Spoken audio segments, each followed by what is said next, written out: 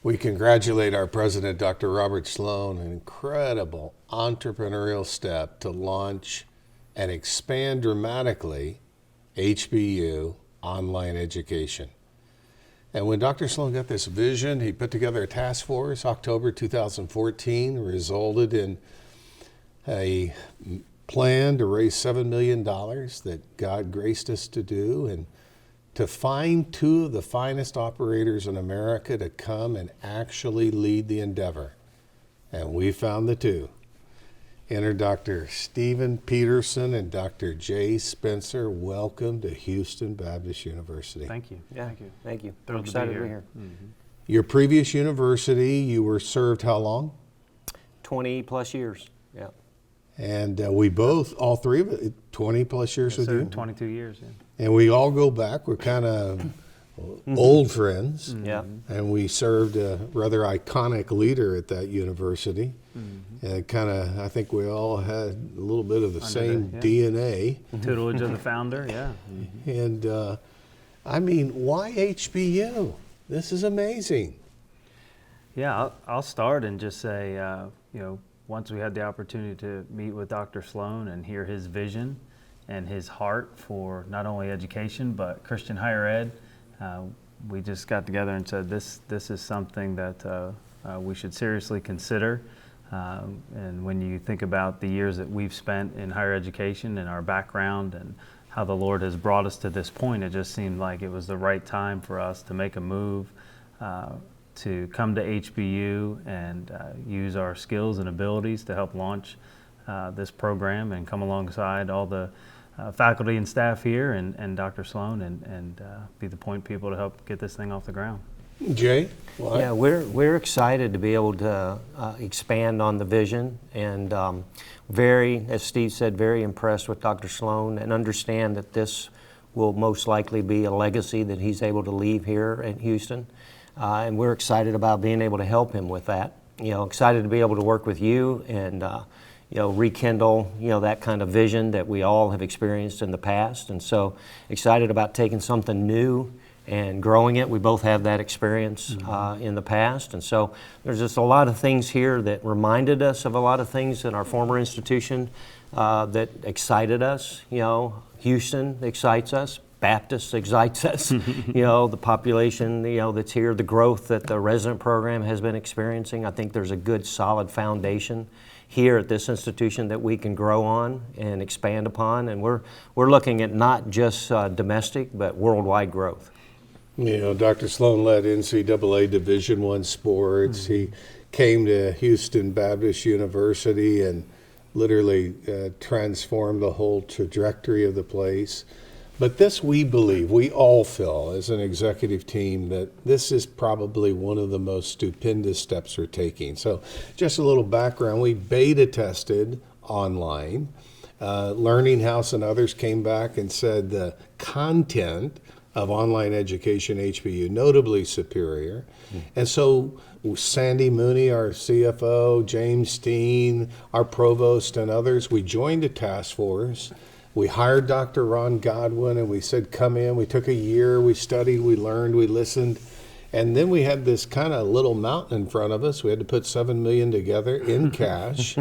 And before we began, rolled up our sleeves. God graced us to get that done. And then I remember Dr. Sloan and I talking, and we said, we've got to find two of the finest operators in America. And I believe I'm looking at them right now. Now, let's define that for everybody listening. You come from the largest Christian university in America, Liberty University. I remember the beginning. I was on a television special with a founder when there was one building on a hill and a bunch of red mud, and talking about having 50,000 students, and you've doubled that now. So tell us, you got a job of recruiting 35,000 online students each year. Yeah. Holy moly. Well, I think you touched on it. Just the spirit at our former institution was entrepreneurial. The founder was entrepreneurial. And so I had the opportunity to join the staff there at 20 years of age and see the school through some dark times and not always profitable, but the Lord saw fit to keep blessing the effort there. And more recently, over the last decade, I've spent my time and energy in the marketing, online education of the university, and helping that expand and grow from just really a small distance education program, and through new media and digital marketing, we're able to expand that, as Jay was mentioning, not only across the U.S., but around the world. So we're thrilled to be at Houston Baptist University, a school that we believe is poised to take the next steps forward. Over the last several years, I've had the opportunity to visit with many presidents and provosts who are intrigued with digital learning, and they want to move in that direction, but they don't know how.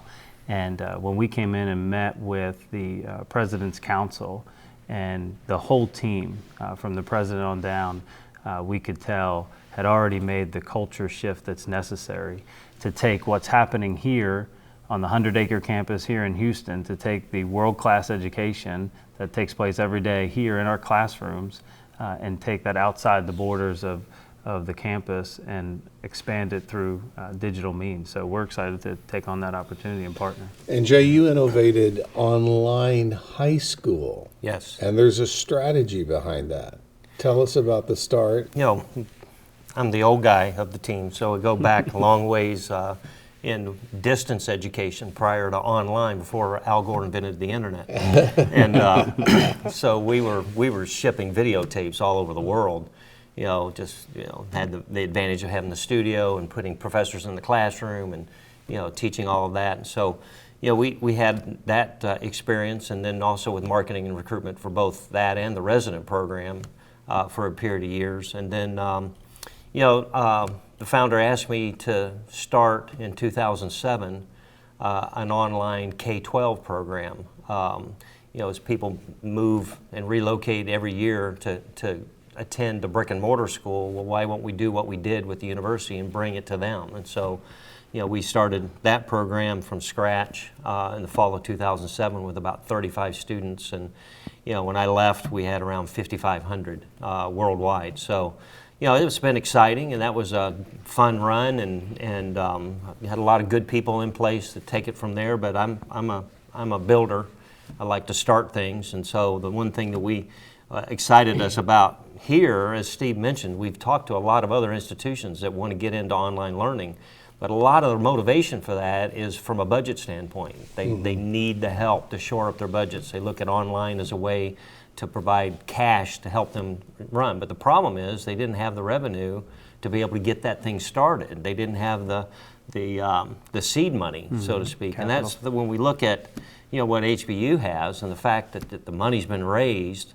We look at the opportunity to be able to come in and build off of what's already been done. It's just very exciting to us. Now, geography plays a key role in online, as we've learned. We're in a city of, nearly 7 million when you get to the outskirts of it, growing nonstop, even in the downturn temporarily in the energy sector. Crude's on the way up. In the 200-mile radius, 12 million people. And then here we are in this strategic position where the world comes to us. We're one of the top 10 ethnically most diverse universities in the entire nation. What does that speak about the opportunity to do what Liberty never did, to not only do online domestically, but go internationally? Yeah, that's exciting to us. I mean, Texas is almost like a country of its own anyway, so just to be able to park here for a while is going to be exciting, but the opportunity to be able to expand, sometimes we have the attitude here in the United States that our education is a little inferior, but you go international and we are still the benchmark for education across the world. So everybody wants an American education. So that's exciting to us to be able to take and build something here that we can take international. It's something that we've wanted to do for a while, and something we have relationships with that I think we can really capitalize on while we're here. And quantify, if you would, Steve. I mean, we're talking about in your present position, there was an online demographic of what, 110,000 students? At Liberty? Yes. Yeah, just at 100,000 students. 100,000. And we have to speak of the fact that we've got to monetize for the future. When you got 80 Macy's stores going out and Walmart closing stores, and you know the world's changing. The digital revolution is here, and we've just seen preliminary expressions of what is a whole new digital age coming. What did that mean economically? I want you just to synoptically take me back to LU. I remember the days of crisis. I was on that jet when we were flying around just picking up checks, trying to keep the payroll going. What does it mean economically? What did it mean when you went to 20,000, 50, 100? What kind of revenue did it produce? How did it help the university? Sure. I think over almost 3,400 universities in the United States. I don't know if very many of those cover their cost to operate by tuition and fees only. They're either underwritten by an athletic program, like some of the schools here in Texas, or they're out fundraising and their development is strong enough to underwrite, or their endowment is strong enough to spin off enough of the proceeds to fund the operation. And so Liberty was no different. As a young school, it struggled between keeping tuition low, like Houston Baptist. We want to keep tuition low, education affordable and available. And so with that, you struggle with balancing the books, and so you have to go out and you're dependent on donors to come in and help supplement some of the budget that it takes to operate a university of this size. And so what it meant for Liberty when we were able to expand online at a time when nobody else was doing it, at least in the faith-based and a nonprofit market, we were able to provide education and charge fees, but we didn't have all the overhead that it took to operate a full campus.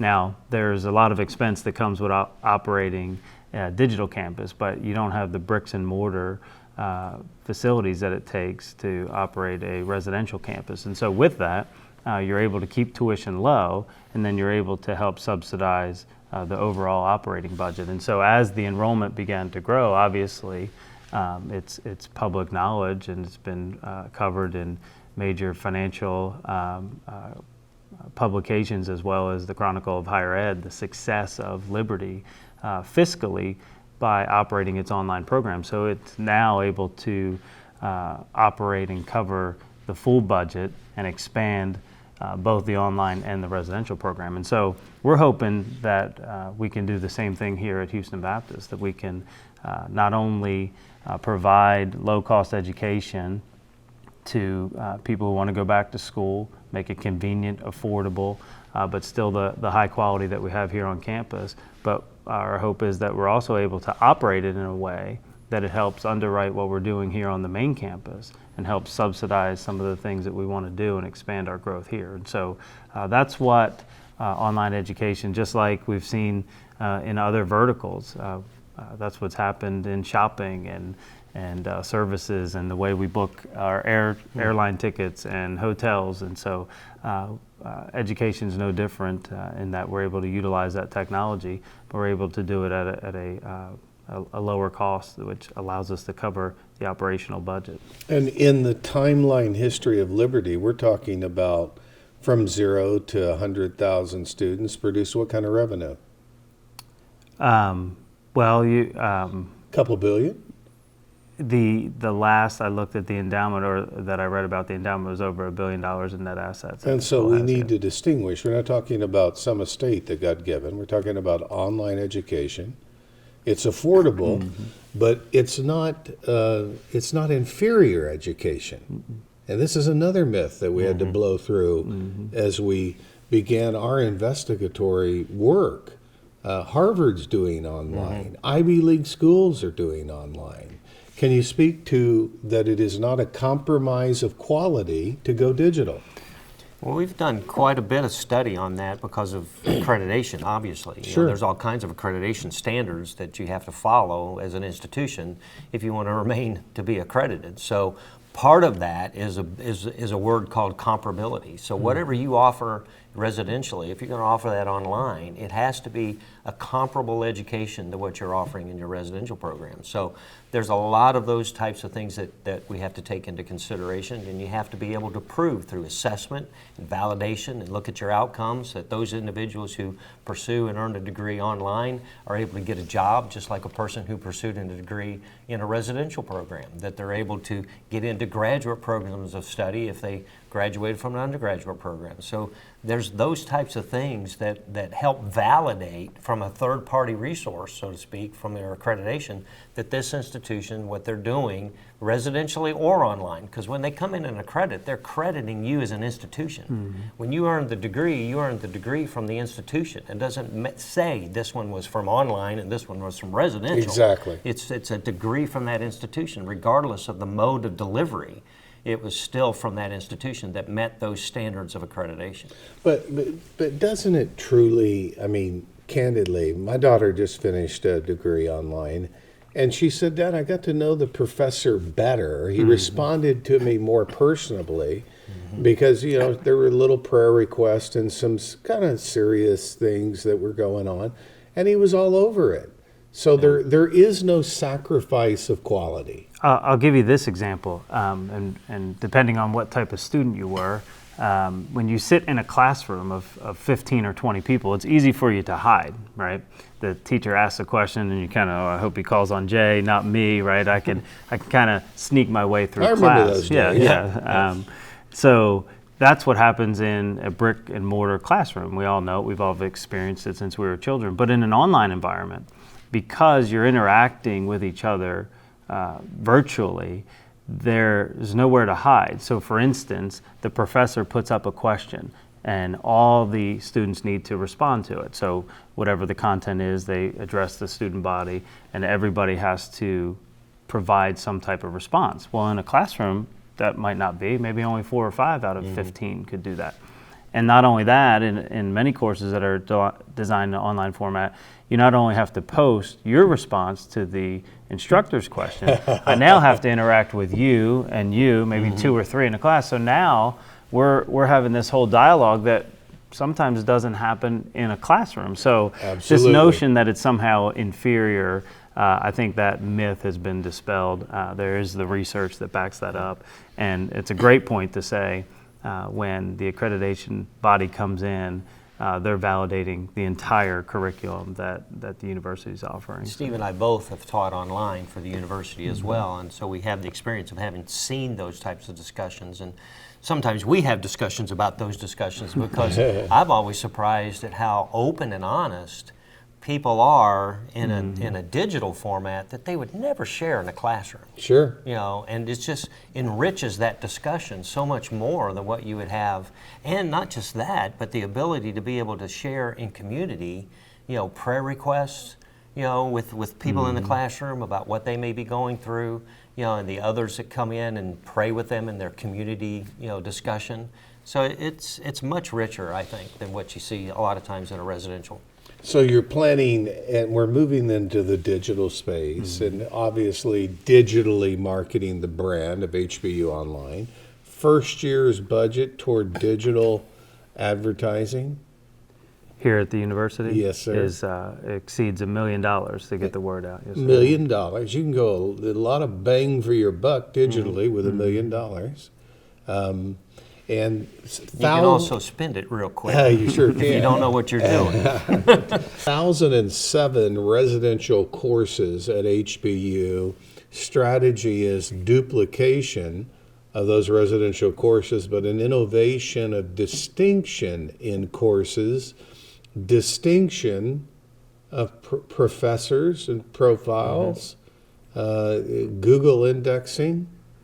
Tell us some of the secret sauce. I know you don't want to give it all out. Well, you know, there might be this notion that a university has a residential program and they have this online program over here, and it's it does its own thing. But what we're planning to do here at the university is to tap into the resources that are here, world-class faculty and scholars from the president on down. And so we're going to be leaning heavily on them to take the residential programs that already exist, and we're just talking about the mode of delivery. So you already have the content.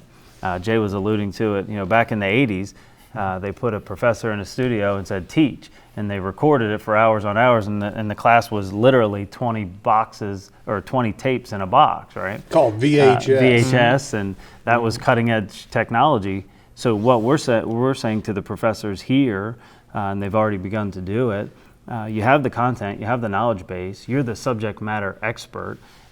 We want you to modify that so it now can be delivered in an online format that's flexible and convenient. That's the great thing about online education. People that wanted to go back to school for years didn't have the ability to come and sit in a classroom at 2 o'clock on Tuesday afternoon at Houston Baptist University. Maybe not even an opportunity to come by at 7 o'clock Tuesday night because of work schedule and family schedule and church commitments. And so the great thing about online education is it plugs into your life. If you're a morning person, get up at 5 in the morning before everybody else in the house is up and go to school and do your coursework. And if you're an evening person, put the kids to bed and then fire up the computer and go to class. And so we're going to take the world-class content that exists here at Houston Baptist, and we're going to modify it so that it's delivered in an online format that's easy to consume, flexible, and now the big thing is mobile. I say fire up the computer, maybe just pull your mobile device out of your pocket and bring up the HBU app and go to class. So. Now, we're also strategically working together. We've had discussions on a major national branding of HBU in-person events. So we have one key player we brought to the table. We're going to nationally brand. The Christian Thinker Society, sponsored by Museum of the Bible, is doing a 50-state 3-year tour in mega churches coast to coast. We have numerous other key professors that we believe we could position to get on the road, where we'd have multiple road shows. How important is it in this in-person touch, national branding awareness, while you're doing this digital effort simultaneously? I think it adds to what we're trying to do. It's just that extra component for branding that just makes it even that much more attractive. We could do this without all of that, but you add all of that, and it just makes things accelerate a little bit more. So getting to, and not to get too much into the weeds, but marketing this type of a program is so different than the way it was years ago when we used to do a lot of direct mail. Remember those days, Jerry? Oh gosh, if we hit 4%, we were sitting there having a party. And you put a mailing out, and you wait for 30 to 60 days to find out what kind of results you're going to get, and you're waiting, and then you put something out online, within hours how successful that campaign is. So it requires you to monitor everything a whole lot, quicker, stay on top of it a lot quicker, because as we said, you maybe have $1 million budget, but you can go through that $1 million really quick if you're not, the founder we talked about taught both of us. You expect what you inspect. You got. Is that like Reagan's trust but verify? Exactly. A little bit, yeah. So we just constantly are monitoring and assessing and evaluating and changing. That's the other thing. You put a mailing out, and if it didn't do as well, you got to redo the mailing. If you put something out online that's not doing as well, you can go in, you tweak it, you change it, and you get results like that. So. That's exciting. Those are, speed is what wins. We talk about that a lot, is that, this is a fast-paced, kind of marketing, and it's a fast-paced kind of growth as a result. So you got to stay on top of it. Well, I was meeting with our colleagues today, and we were talking about the residential side. And we know that recruiting, strategic innovation, marketing, and HBU Online, and it's not enough to throw people to HBU EDU. That'd be like throwing them in the center of Lake Conroe and saying, find the Browns dock as opposed to the Bernie's dock. And, we're going to throw them to landing pages, key videos. video analytics, videos induce analytics. And we have the touch to turn, don't we? We don't have to commit for 6 months. We can turn the faucet on and off digitally day by day. Absolutely. How much money have you guys spent learning what not to do? Gosh, I don't even know if I want to know that amount. I heard 50. I heard 50 million. It would be It's in the millions. millions of dollars. Yeah. Because for sure. it's amazing when you lose money how much you learn. Yeah. That is one of the things Jay joked about being the old guy, but both he and I have been at it for a long time in Christian higher education, and so with that comes experience. And experience is a fancy word for saying I figured out all the reasons or all the ways to fail, and so we've done that, and so just by virtue of being at it for so many years, we know how to move into a new project. And you don't jump in with both feet, because that's when you can really lose your shirt. And so you want to test and modify and repeat. And so we think we have a good plan to move forward with HBU Online. And you're exactly right when you mention having a separate place for them to go, because you can get lost in all that HBU has to offer. 17 Division I programs, what's going on here on campus, our convocation schedule. And so there's so much going on if you're trying to reach a specific audience to say, hey, here's some programs that we have online that you can take. We want to make sure that we move them in the right direction, point them in the right way so that they can get that material.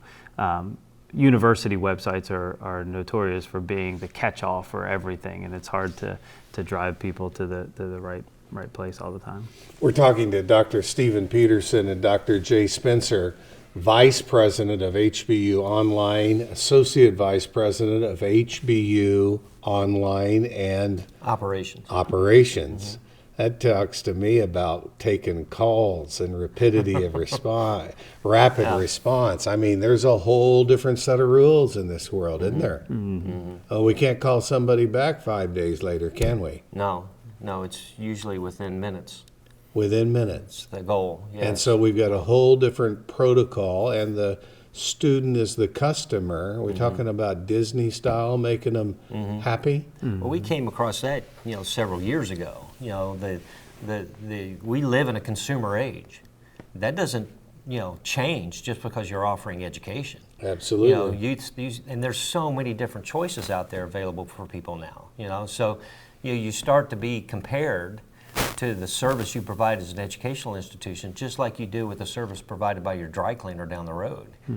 So you got to take that mindset into consideration with what it is that you're having, that you're marketing, that you're providing to them. So Steve mentioned we've been at this a long time. But one of the things that was exciting to us and challenging in a way, going through the process with Dr. Sloan and you and the team here, was actually thinking through what it is we do, because we just do it, and we've never had to set it down and actually look at the, all the process of what it is that we do. That was really great for us. And also we realized, there's a lot of potholes we know how to navigate around. We've already been there. We've made those mistakes.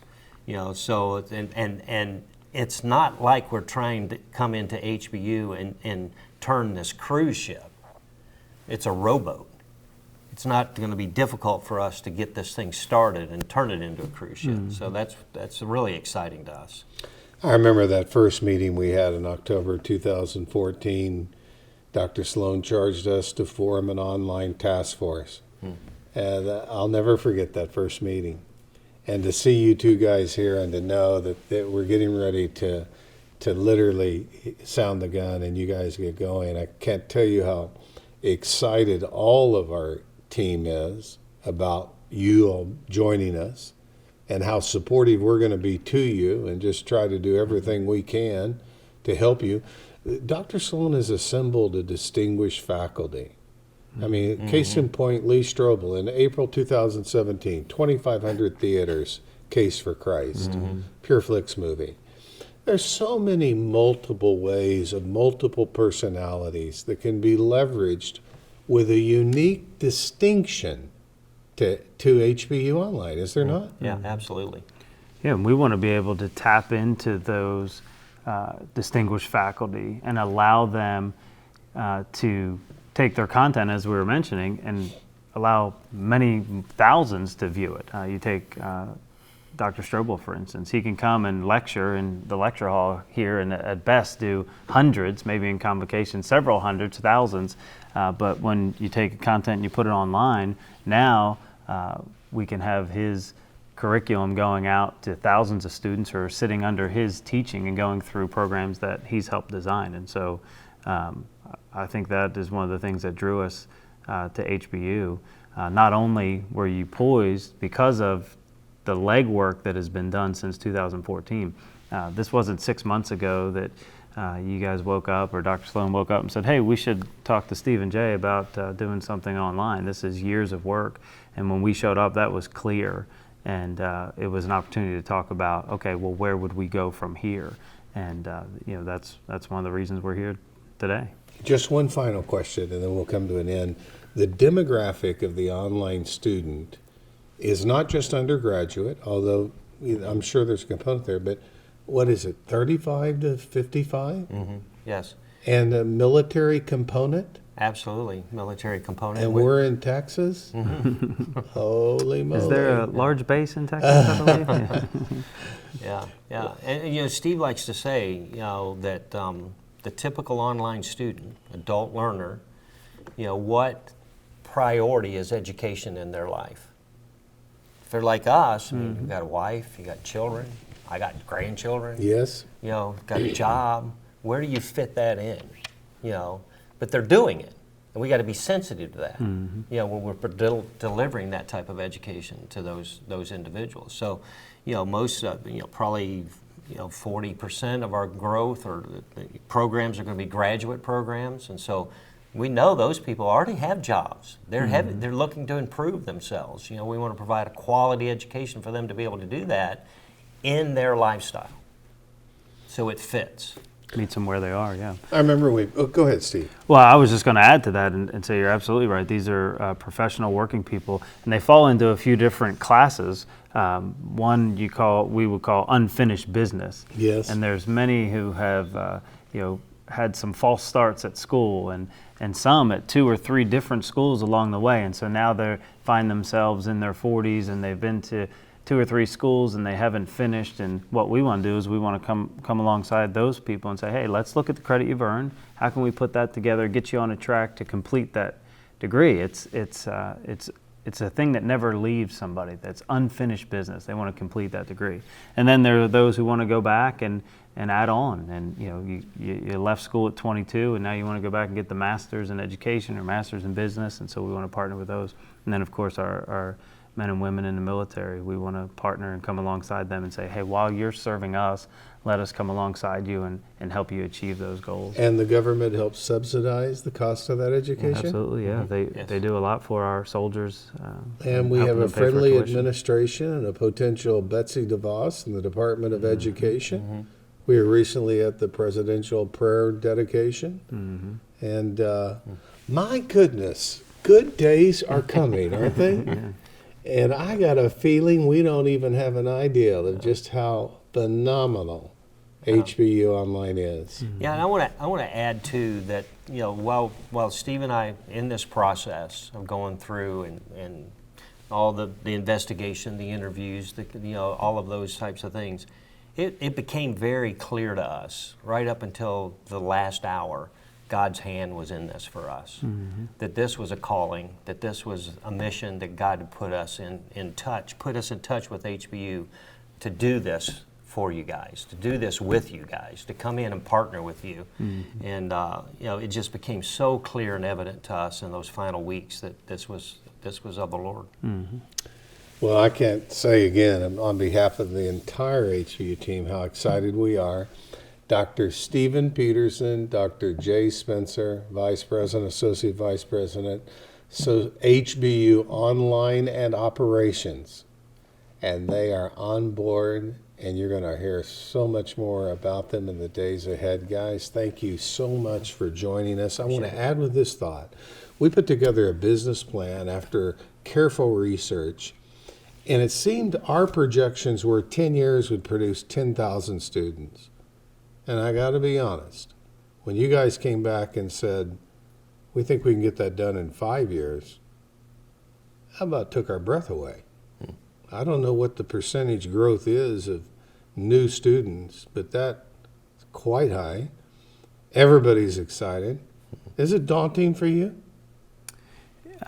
Yeah, I would say that it is a big undertaking. It's not something that we should take lightly, but There's a reason we're doing this together. yeah, You know, I talk him off the ledge sometimes, and he talks me off sometimes. yeah, there's a lot of unknowns, and you know, we come with experience, but you know, each institution's different. But we've alluded to it several times. Meeting and visiting with the executive council here, the president's council, we think that we got the right climate, we got the right culture, we got the right people in place, that the Lord's going to bless it is what's going to happen, and we're going to all be able to sit back and say, look what the Lord has done. Amen. And HBU is distinctive because it embraces that central confession, Jesus Christ is Lord. And I borrow from David Brooks, New York Times columnist, who became a believer, who recently, speaking at CCU, said, Christian universities have something no other university has to provide. We've come to the kingdom at such a time as this. Thanks, guys, for joining us. We're going to talk further as we move ahead in the future. Thank you. Appreciate it.